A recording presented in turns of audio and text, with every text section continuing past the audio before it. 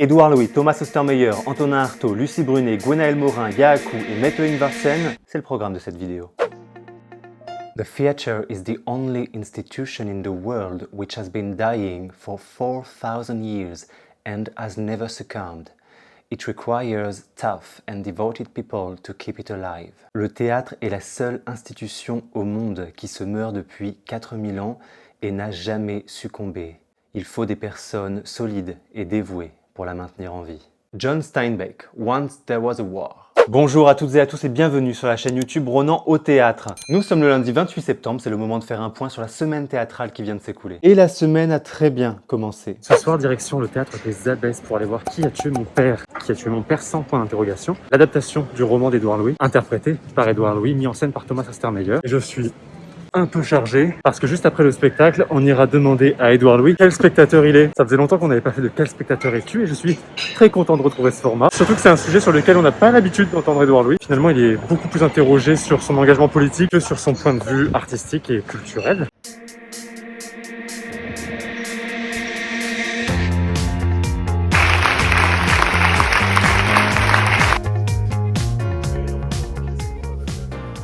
Je vais vous raconter une histoire un peu personnelle sur mon rapport au livre d'Édouard Louis. Quand En finir avec Eddie Bellegueule est sorti, c'était en janvier 2014 en France. Moi, je vivais à Montréal à ce moment-là. Le livre était disponible au Québec et bizarrement, je pouvais pas l'acheter, je pouvais pas le lire, je n'y arrivais pas. Et pourtant, je voyais des interviews d'Édouard Louis, ça m'intéressait beaucoup, j'ai lu pas mal de choses à ce sujet. Mais l'histoire me semblait un peu trop proche de la mienne. Dans tout ce que je lisais, je voyais beaucoup trop de similitudes, ce qui fait que j'avais extrêmement peur en fait de lire ce livre. Et puis c'était une période où moi j'étais en train de lire de Didier Ribon, Réflexions sur la question gay, qui déjà était assez autobiographique aussi. Donc bon, ça bousculait pas mal de choses en moi et j'avais pas forcément envie de me prendre ça en pleine face. Et puis en fait en juillet 2014, quand je suis rentré à l'aéroport, en arrivant en France, le premier truc que j'ai fait, c'est que j'ai acheté le livre. Et j'ai commencé à le lire, j'ai mis énormément de temps à le lire. J'arrêtais pas de le refermer, parfois je lisais une page et puis je restais dans mes pensées comme ça, les yeux en l'air, le livre sur le ventre pendant 10 minutes, un quart d'heure, à réfléchir à ce que je venais de lire. Parce que forcément, ça faisait vraiment écho à des choses de ma vie. Je retrouvais un parler qui ressemblait beaucoup au parler que je connaissais dans ma famille. Je reconnaissais des situations, des références. Enfin voilà, tout ça me parlait énormément. L'alcool en moins et puis un peu moins violent quand même hein, pour mon histoire à moi. Donc voilà, déjà ce livre me bouleverse. Il est là d'ailleurs, je crois. Et puis, j'en parle rapidement dans l'interview qu'on a faite ensemble avec Édouard Louis et je vous remets le lien juste ici si vous souhaitez voir l'interview. Il se trouve que quelques semaines après avoir lu le livre, je suis engagé à l'Odéon, à la billetterie, en job étudiant. Et moi, je suis à la billetterie en journée. Et au guichet, en journée, souvent, il y a des spectatrices l'après-midi qui viennent et qui aimaient bien discuter avec moi. Et notamment, une de ces spectatrices, un jour m'a dit comme ça, on était en train de parler de théâtre, elle me dit « vous me faites beaucoup penser à Édouard Louis ». Alors même qu'elle connaissait rien de ma vie, elle savait pas du tout mon milieu social, enfin on parlait uniquement de théâtre. Donc je suis un petit peu surpris par la comparaison, d'autant que je m'étais quand même beaucoup identifié à lui pendant un temps. Et là elle ajoute « mais vous savez, il a travaillé ici et il tenait la librairie les soirs de spectacle ».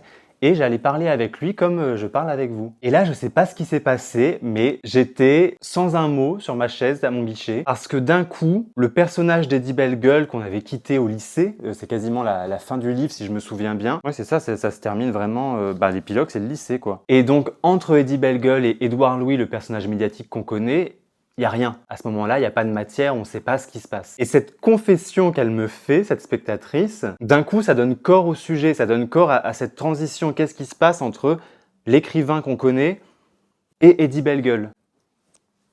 Il y avait comme un vide, il y avait un manque. Et en fait, le manque, c'était exactement ce que j'étais en train de vivre. Et je pense que le soir même, après qu'elle m'a dit ça, j'ai relu En finir avec Eddie Bellegueule et je l'ai relu d'une façon complètement différente parce que justement d'un coup j'avais connecté en fait Édouard Louis et Eddie Bellegueule. C'est ça aussi qui avait marché. Et pourquoi je vous dis tout ça? Pas juste pour raconter ma vie, parce que dans Qui a tué mon père, quand j'ai lu le livre, le corps dont il est question dans ce livre, c'est le corps du père. C'est le corps abîmé par la société, par la politique, le corps meurtri d'un homme qui travaille et qui est usé par des décisions politiques. Et dans le spectacle, qu'est-ce qui se passe? C'est que comme Édouard Louis incarne lui-même sa parole et raconte le corps de son père du coup sur scène, et la différence c'est que là, le corps qu'on voit sur scène, c'est le sien. Et il y a quelque chose qui n'est pas dans le livre et qui apparaît sur scène, c'est des moments de chansons en playback, sur de la musique pop, sur Barbie Girl.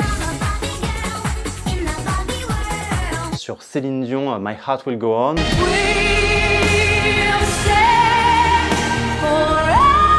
Et d'un coup, c'est ce corps-là qui devient obsédant. C'est le corps de l'auteur, c'est le corps du fils, et ce corps complètement libre dans l'espace, ce corps qui n'a honte de rien, c'est le corps de l'enfant, c'est le corps qui l'abandonne dans Eddie Bellegueule. C'est le corps de l'enfant qui danse dans sa chambre en cachette. C'est pas le corps conditionné qu'on retrouve plus tard dans les interviews médiatiques. Et en fait, j'avais les larmes aux yeux sur Céline Dion. Déjà d'un coup, je trouve qu'il s'illumine complètement, il devient magnifique. Même avec juste une perruque blonde et un vieux t-shirt Pokémon noué comme ça, le nombril à l'air. D'un coup, ça devient hyper sexy. Parce que c'est souriant, parce que c'est libre, parce que... Enfin, je sais pas, moi, c'est des moments qui m'ont... Pouf. Et donc, ça a complètement changé le rapport que j'avais au texte Qui a tué mon père. Et donc, autant vous dire que j'étais encore plus ravi en sortant de ce spectacle d'aller immédiatement faire une interview avec lui. Voilà, donc vous l'aurez compris, j'ai adoré ce spectacle qui est terminé au Théâtre de la Ville, mais peut-être qu'on le reverra bientôt, je l'espère. Et n'hésitez pas donc à aller voir l'interview en cliquant sur le lien ici ou dans la barre d'infos. Mercredi, direction Nanterre. Ce soir, je vais voir Le Théâtre et son double d'Antonin Artaud, adapté d'Antonin Artaud, par Gwenaëlle Morin, et c'est à Nanterre, aux Amandiers. Et souvenez-vous, dans la vidéo de lundi...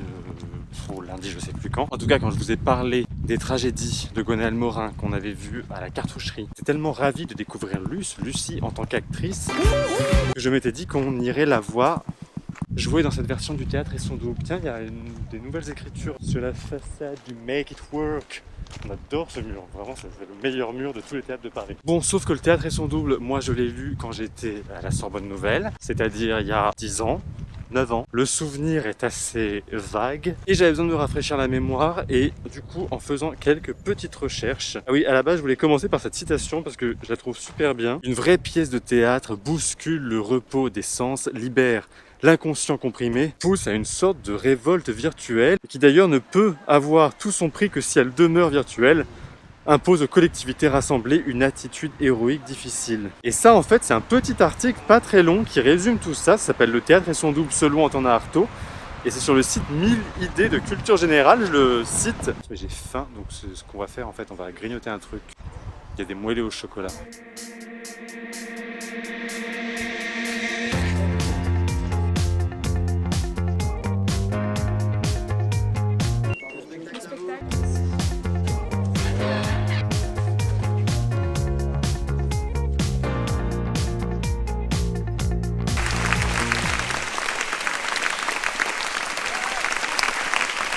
Alors maintenant, je suis censé attendre Lucie quelque part par là. Ah ben oui, c'est les notes, les fameuses notes dont on me parle tout le temps. Moi je mets mon masque. Je suis ravi. Putain, yes, ça veut dire ça filme. Bah ouais. Alors ça va? De quoi ça va? Toi, ça va? Bah, moi ça va, c'est toi, c'est épuisant, non? Ça va. Ça va, là en plus ce soir il l'a coupé, normalement on le double vraiment. En entier? Ouais. Ah oui, mais parce que je l'ai vu en fait, il vous dirige un peu pendant le spectacle, mais c'est vrai. Ouais, c'est vrai. C'est de la vraie direction. Ah oui, c'est de la vraie direction. C'est pas fake en mode, c'est on joue qu'on dirige. Des fois il fait ça, ça veut dire plus vite, des fois il fait ça, ça veut dire... J'adore. C'est vrai? Ah j'adore, je l'adore, ouais, j'adore. Et dis-moi, est-ce que tu fais des spectacles aussi où les gens parfois sont assis sur des chaises? Ou tu fais que des spectacles où les gens sont assis par terre? Non, maintenant c'est que par terre, c'est fini les fauteuils. Parce que ça fait 2 fois que je te vois, du coup ça fait 2 fois que je suis assis par terre. Mais c'est le truc de Gwen, hein, ça. Je pense qu'on se rend pas compte à l'image. Non, j'ai essayé de faire des photos avec l'iPhone tout à l'heure. Ça marche pas très bien, il y a des angles qui marchent plus ou moins bien. Ouais. Mais et là, en fait, c'est quand même, impressionnant quand on rentre dedans. On est sur la scène, hein. On est sur la scène du. C'est ça que j'ai pas compris. Parce que là, on sort, Si c'est la tu sors salle. là, t'as la salle de théâtre, si tu veux voir. Et cette trappe là, Ça, on est en dessous en fait. Et vraiment, ce que tu vois. l'ouvrir Bien sûr. C'est en dessous. Ah d'accord. Là, en fait, la scène, elle est comme ça, là, on dit. Là, t'as le mur en fer. Donc là où ça tape. Là, Ah, et en fait, je pensais que c'était le rideau de fer là quand ça tapait. Voilà. Donc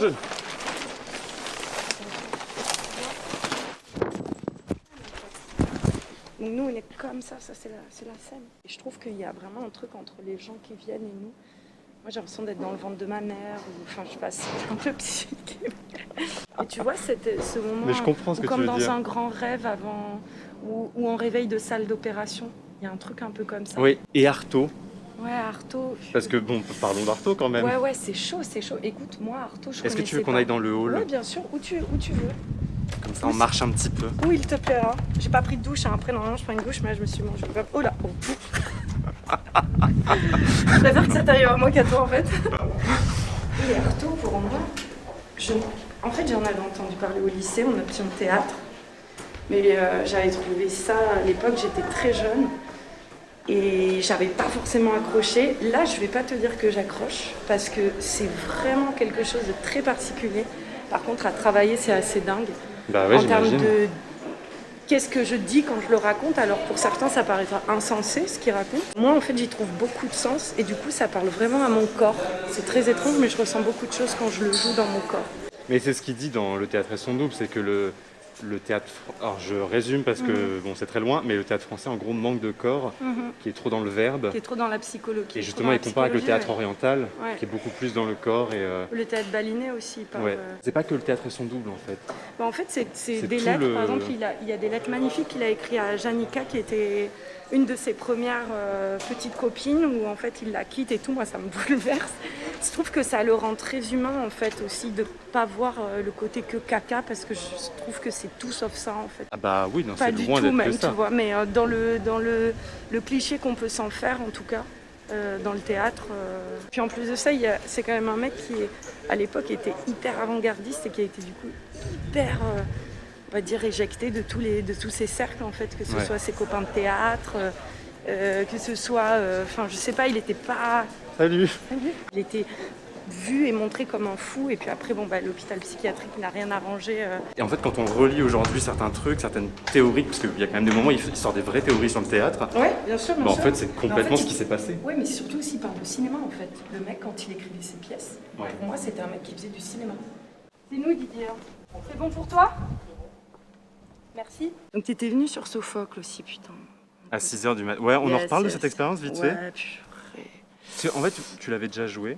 Ouais, j'ai déjà joué à la cartoucherie avec... En fait, moi, j'ai rencontré Gwenaël par tout ce qui va être Adami et Festival d'automne. Ok. C'est un événement qui s'appelle Parole d'acteurs. Ils mettent en contact des jeunes comédiens avec des metteurs en scène qui ont une carrière déjà, enfin qui ont roulé leur boss, et du coup ça nous permet de rencontrer et un groupe de comédiens au travail et d'avoir des contacts. Dans une vidéo il y a 3 semaines à peu près, j'ai parlé de toi, parce Ouais. que je t'avais pas reconnu Ouais, sur ouais. le coup dans le spectacle. Évidemment, moi je t'ai connu depuis La Nouvelle Ouais. Star. À quel moment t'es passé là, dans le théâtre? Mon rêve depuis vraiment que j'ai 12 ans, c'est quand on me demandait qu'est-ce que tu veux faire, c'était comédienne de théâtre. Bon, ça a toujours été comme ça. Après, j'ai fait une école d'infirmière que j'ai pas terminée. Après, il y a Nouvelle Star qui s'est mis sur ma route. J'ai sorti plusieurs albums et j'ai arrêté un petit peu le théâtre parce que j'ai fait beaucoup de musique. Et après ça, je me suis dit, bon, en fait, quand même, ton rêve, c'est le théâtre, quoi. Donc, j'ai passé le concours de la classe libre au cours Florent et je l'ai eu. Et j'ai fait 2 ans au cours Florent. Ah, t'as promotion recommencé, 36. quoi. Ouais, j'avais envie de faire une école parce que l'école, pour moi, c'est la rencontre d'un groupe et c'est être au travail. L'école, Ouais. j'avais besoin. Moi, j'ai pas fait de fac, j'ai pas fait de. Enfin, j'avais besoin d'être avec un groupe et d'éprouver. En fait, pourquoi je fais du théâtre? Parce que j'ai envie d'être avec un groupe au travail tous les jours, de travailler des textes, d'éprouver. J'adore ça, en fait. Si je pouvais, je ferais que ça. C'est magique d'aller au théâtre. Bah, sur ces belles paroles, je vais te laisser aller Je vais aller prendre ma douche. changer. Yes. Est-ce que... Ah bah d'ailleurs, attends, est-ce que tu te changes ou pas? Parce que c'est des costumes ou pas? Non, c'est nos habits de tous les jours. Parce que... Attends, moi, c'est par là. Tu veux venir voir ma loge ou... Enfin, Carrément, ça y est. Parce qu'en fait, on ne veut pas de costume, on ne veut juste pas Gwen de marque, tu sais. Enfin, par exemple, I love Summer Vibes. Ah oui, d'accord. Excusez-moi pour les gens qui ont I love Summer T'as vraiment un Vibes. t-shirt I Love Summer Non, Vibes? mais c'est pour... Il ne veut pas de trucs comme ça, quoi. Ouais, on va se quitter sur ces belles paroles. On peut se dire au revoir comme Yes. ça, tu vois. Salut. Bye. Ah, ma coiffure, on s'en fout, putain. Bon alors, on a beaucoup papoté avec Lucie. On a été très bavard, on a abordé plein de sujets, on a digressé de partout. Et j'ai beaucoup de mal à couper cette interview. Donc ce que je vous propose, c'est que je vous mets la version intégrale dans une autre vidéo que je publierai, je pense, mardi soir ou mercredi matin. Cette fille est vraiment cool. Jeudi, on va à la Bastille. Go! Aujourd'hui, on va au théâtre de la Bastille. si c'est pas la fin du monde avant. La pluie s'est calmée, je vais donc au théâtre de la Bastille voir le nouveau spectacle de Yaaku qui s'appelle The History of Korean Western Theatre. L'histoire du théâtre coréen de l'Ouest, si je traduis bien. Nope. Yaaku, j'avais vu Kuko qui est passé au théâtre de la Bastille, mais moi je l'avais vu au Festival Transamérique de Montréal. J'avais adoré, il racontait la crise économique de 97 avec des cuiseurs Harry. Il était seul en scène, c'était absolument magnifique, hyper émouvant, alors que c'était quand même que des cuiseurs Harry qui parlaient. Donc là, j'avoue que ce spectacle, je l'ai pris absolument sans regarder ce que c'était. Je voulais voir la suite de son travail. Ce qui est bien, c'est que je ne connais absolument rien à l'histoire du théâtre coréen. Je me demande même si, à part lui, en fait, j'ai déjà vu du théâtre coréen joué en France. Je suis en train de me poser la question et je crois que la réponse est non. Et c'est justement la question que lui aussi se pose. Il se demande pourquoi est-ce que en Corée, les œuvres les plus jouées, c'est Shakespeare, Molière. Où sont les auteurs et les autrices coréennes? Eh bien, il va nous répondre puisque j'arrive à la Bastille pas très en avance, dans le cadre du festival d'automne.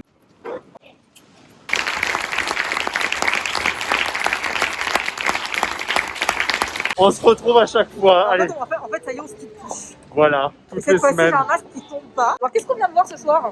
On vient de voir Comment il s'appelle? On sait même pas. Yaaku, Ah si.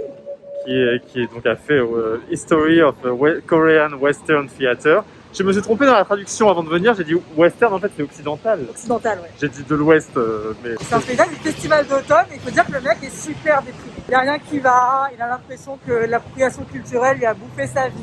Sa grand-mère a l'Alzheimer. Il n'y a que son bébé qui lui redonne la joie de vivre. Ah ouais, mais Bref, c'est ça beau ne va quand pas. même. Ah non, c'est beau. C'est un super spectacle. La nostalgie est magnifique, je trouve, dedans, mais surtout, alors attends, faut tourner là, C'est où il est ça, non? c'est là. Le travail vidéo, il est ouf. Il y a une révolution en haut de la Bastille, t'as vu? Vas-y, filme ça. Très bizarre, bon, on voit rien du tout. Par contre, par rapport à Kuko, super esthétique la vidéo. Super. Ça, En fait, il c'était, a tout un plateau qui est tout blanc, qui sert vraiment de table de peinture. Et il projette d'abord quelque chose comme de la neige, vous savez, dans les vieilles télé.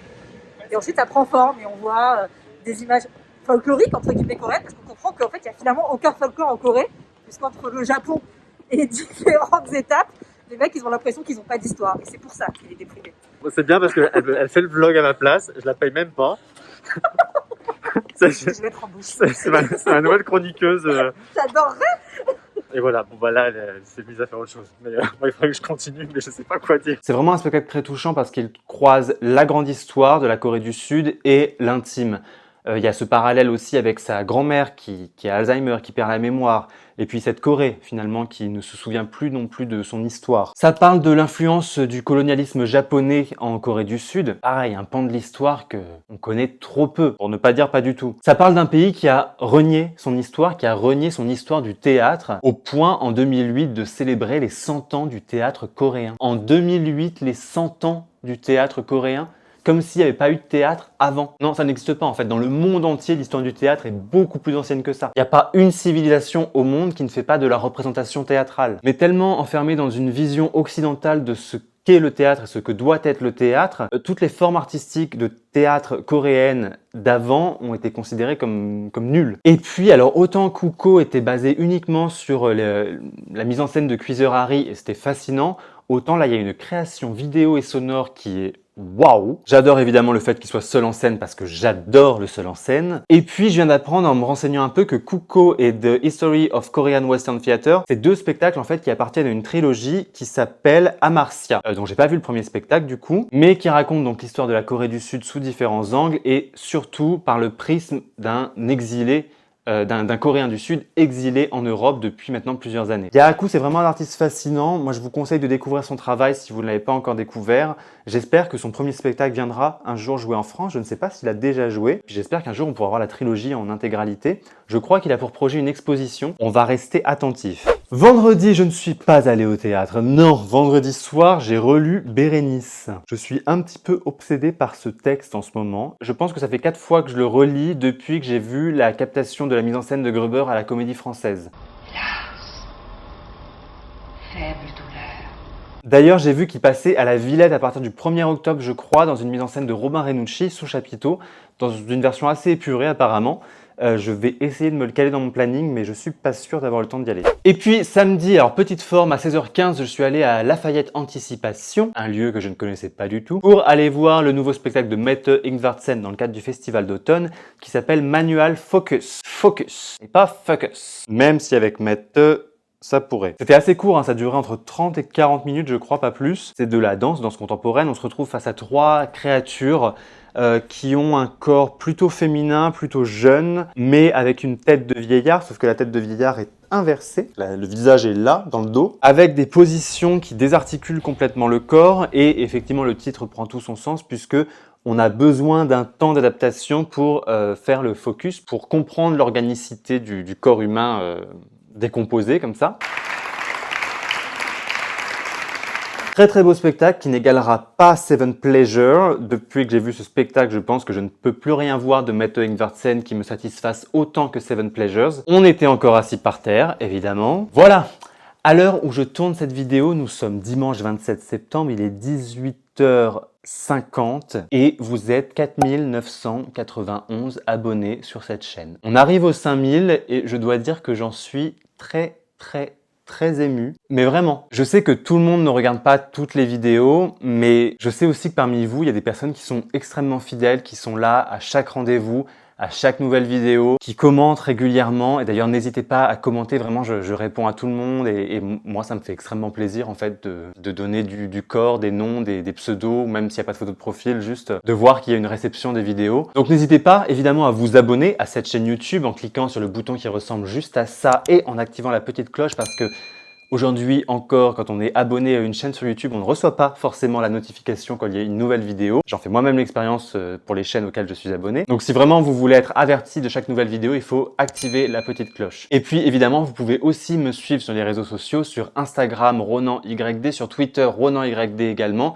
et puis sur Facebook la page Ronan au théâtre. Les vidéos du lundi prennent leur rythme, vous êtes progressivement un peu plus de 500 à chaque fois à les regarder. Alors je sais c'est pas forcément énorme, mais en tout cas moi ça me fait extrêmement plaisir que vous soyez fidèles et donc pour tout ça, merci beaucoup. Merci au Théâtre de la Ville, à Édouard Louis, merci à Nanterre, merci au Festival d'automne, merci au Théâtre de la Bastille, merci à Lucie Brunet. Merci à vous pour votre fidélité, vos messages, vos commentaires et on se dit à très bientôt pour une nouvelle vidéo au théâtre.